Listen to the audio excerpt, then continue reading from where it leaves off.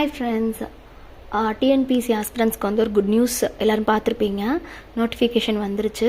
So வந்து இனிமேல் நம்ம படிக்கிறதுக்கு மட்டும்தான் வந்து நம்ம டைம் ஸ்பெண்ட் பண்ண வேண்டியது இருக்குது. ஏன்னா நோட்டிஃபிகேஷன் எப்போ வரும், அப்ளை டேட் எப்போ இருக்கும், லாஸ்ட் டேட் எப்போ இருக்கும், எக்ஸாம் எப்போ இருக்கும், எல்லாமே வந்து டிஎன்பிசி வந்து ஒரு டென்டேட்டிவ் டேட் சொல்லியிருந்தாங்க. பட் அது என்னாச்சு அப்படின்னா அவங்க வந்துட்டு அந்த டேட்டில் விடாமல் கொஞ்சம் ப்ரீவியஸாகவே விட்டுட்டாங்க.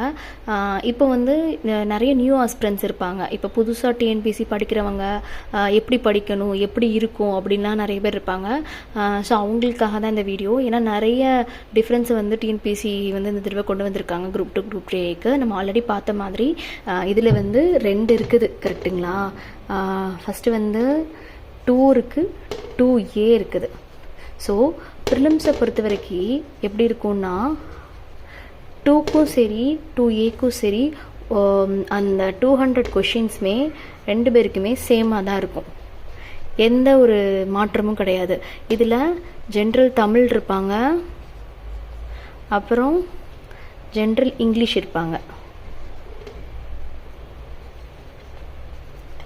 இந்த 2 எப்படி சூஸ் பண்ணணும்னா, இப்போது நீங்கள் வந்து குரூப் 4ம் நீங்கள் எழுதுறீங்க, குரூப் 4க்கும் ட்ரை பண்ணுறீங்க, எனக்கு வந்து குரூப் 2 விட்டால் கூட குரூப் 4 என்னால் எழுதணும் ஆசைப்படுறீங்க, ஐ மீன் உங்களுக்கு எய்ம் வந்து டிஎன்பிசி தான் அப்படின்னு நினச்சிங்க அப்படின்னா நீங்கள் வந்து ஜென்ரல் தமிழை சூஸ் பண்ணுங்கள். இல்லை எனக்கு இந்த குரூப் 2 தான் வேணும், நான் குரூப் 4க்குலாம் பெருசாக வந்து என்ன சொல்ல, எனக்கு அந்த போஸ்டிங் எதுவுமே தேவையில்லை, எனக்கு வந்து குரூப் 2 மட்டுமே போதும் அப்படின்னு நினைக்கிறவங்க தாராளமாக நீங்கள் இங்கிலீஷ் சூஸ் பண்ணலாம். ஏன் சொல்கிறேன்னா கம்பேரிட்டிவ்லி 2லேயும் கம்பேர் பண்ணும்போது தமிழோட சிலபஸ் பார்த்தீங்கன்னா உங்களுக்கு வந்து ஒரு ஓஷன் மாதிரி பெரிய கடல் நிறைய இருக்கும். பட் இங்கிலீஷில் அப்படி கிடையாது.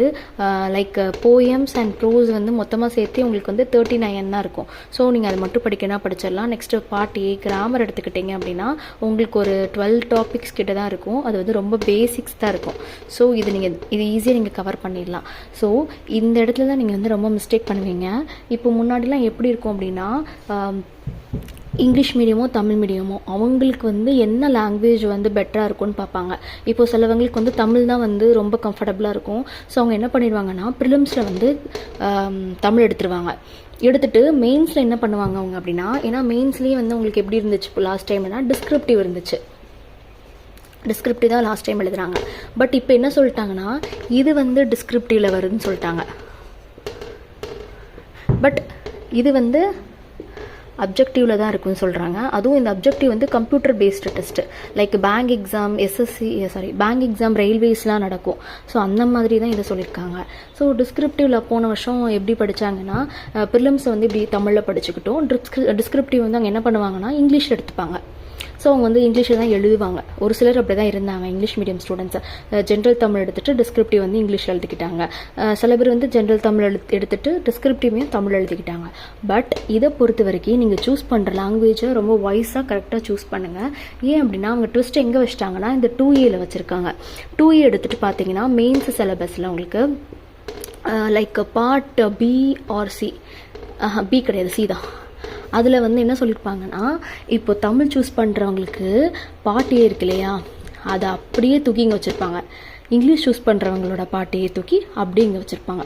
ஸோ இப்போது நீங்கள் என்ன பண்ணிடுறீங்க, ஒரு வேளை நான் வந்து ப்ரிலிம்ஸ்க்கு வந்து தமிழ் எடுத்துக்கிறேன் அப்படின்னு எடுத்துக்குவீங்க, ஓகேவா? எடுத்துகிட்டு நான் வந்துட்டு என்ன நம்ம வந்து அப்ஜெக்டிவ்ஸ் தானே, நம்ம வந்து இங்கிலீஷில் நம்ம எழுதிக்கலாம் அப்படின்னு நீங்கள் நினச்சிக்கிட்டு இதில் வந்துட்டீங்க அப்படின்னா நீங்கள் இதுவும் திருப்பியும் மெயின்ஸுக்கு படிக்க வேண்டியது இருக்கும்.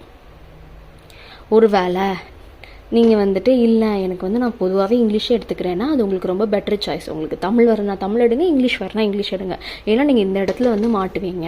ஸோ அதை மட்டும் நீங்கள் கரெக்டாக பார்த்து சூஸ் பண்ணுங்கள். இன்னொன்று என்னென்னா Tamil eligibility test. Tamil eligibility test பார்த்துக்கிட்டிங்கன்னா இது எப்படி இருக்கும்னா லைக் ஃபஸ்ட்டு என்ன சொல்லியிருக்காங்க உங்களுக்கு வந்து ஃபுல்லாக சேர்த்து மொத்தமாக சொல்லணும்னா 2A. ஒரே நிமிஷம்.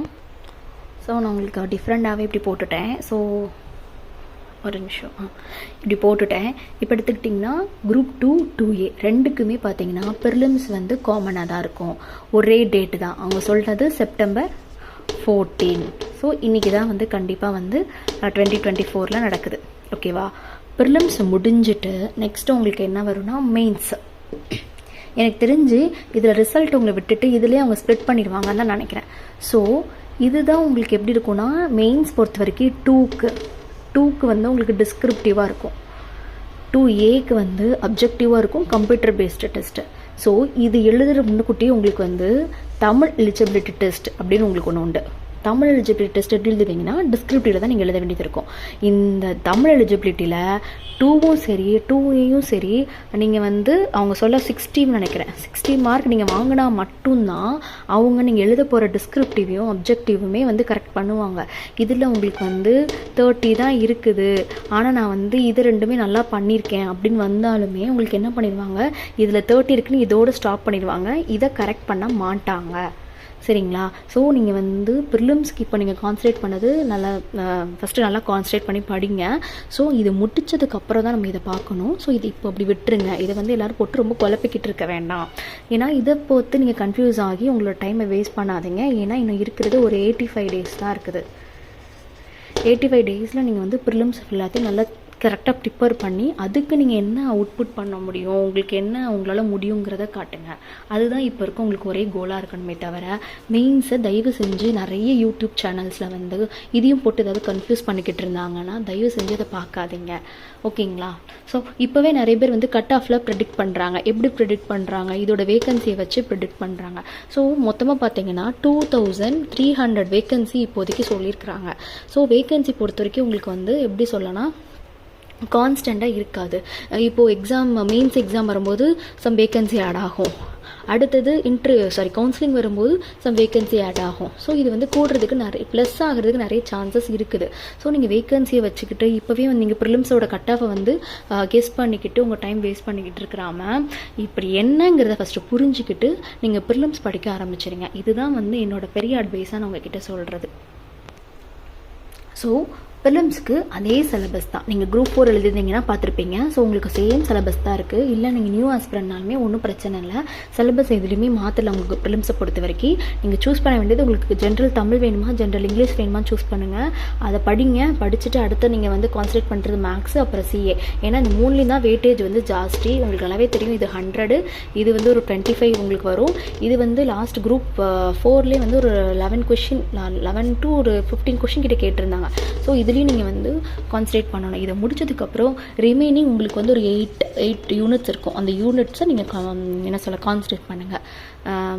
இவ்வளோ தான் வந்து குரூப் 2 நோட்டிஃபிகேஷன் இப்போதைக்கு வந்து எனக்கு தெரிஞ்சது உங்ககிட்ட சொல்லியிருக்கேன். ஸோ அப்ளை டேட் வந்து இன்றைக்கி ஸ்டார்ட் ஆகிட்டு இன்னிலேருந்து ஜூலை 19 வரைக்கும் கொடுத்துருக்காங்க டைம். ஸோ எல்லாருமே வந்து லாஸ்ட் டைமில் வந்து வெயிட் பண்ணாமல் இப்போவே உங்களால் முடிஞ்ச டைமில் அப்ளை பண்ண ஆரம்பிங்க. வேறு ஏதாவது உங்களுக்கு குரூப் 2 பற்றியோ இல்லை TNPSC பற்றியோ இல்லை யூனிட்ஸ் பற்றி ஏதாவது டவுட்ஸ் இல்லாட்டி உங்களுக்கு ஏதாவது ஷார்ட்கட்ஸ் வேணும் அப்படின்னா கமெண்ட் பண்ணுங்கள். தேங்க்யூ, பாய்.